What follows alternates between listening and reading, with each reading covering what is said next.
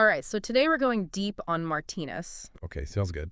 He's been called a mystic, a writer, kind of this Danish guy who went his own way. Right. And we've got some excerpts here, about him, his work, and I'm kind of hooked, to be honest, just from these little snippets. Yeah. We're talking spiritually scientific world picture. That's his term. Okay. Oh, and he calls his work the Third Testament. Well, So let's jump in. that's a bold statement right there, Yeah. the Third Testament. But, you got to think about when he was writing this.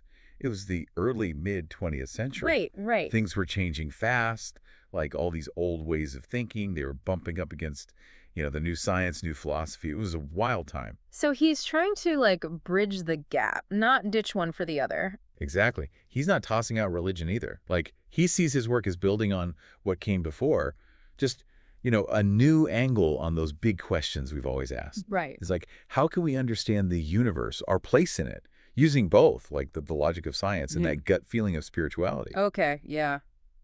Starting to get a feel for the guy. But what was, the core of his message? What was he actually trying to get across with all this? Love.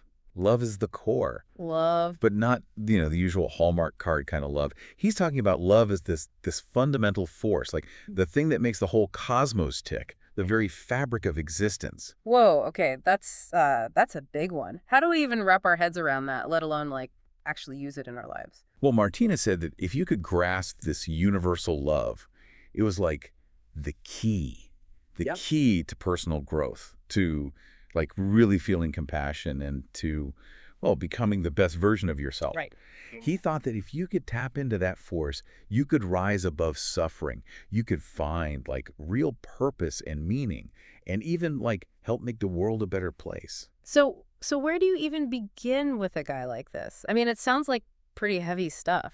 It's funny you should say that because, yeah, he's got his own symbols and he wrote thousands and thousands of pages. But he always said, come with an open mind, but be critical. In fact, one of his most famous lines is, take what you can use and leave the rest. I love that. He's not trying to shove it down your throat. It's more like, here's some stuff to think about, see what works for you. Yeah, exactly. He's all about critical thinking. Find your own meaning. Figure out what resonates with you. So as we kind of wrap this up, this deep dive on Martinus, what would you say is the one thing someone listening should really take away from all of this? Oh, that's a good question. I'd say it's this.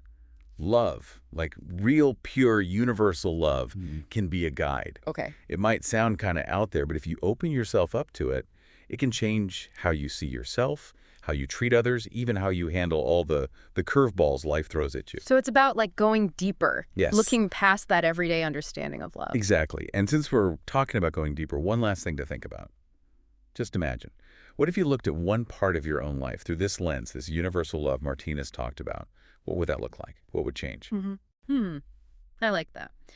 Something to chew on. And if any of this piqued your interest, you can find his books, learn more about his work, all that good stuff through the Martinus Institute. Yeah, definitely check it out. Until next time, keep those questions coming and keep diving deep.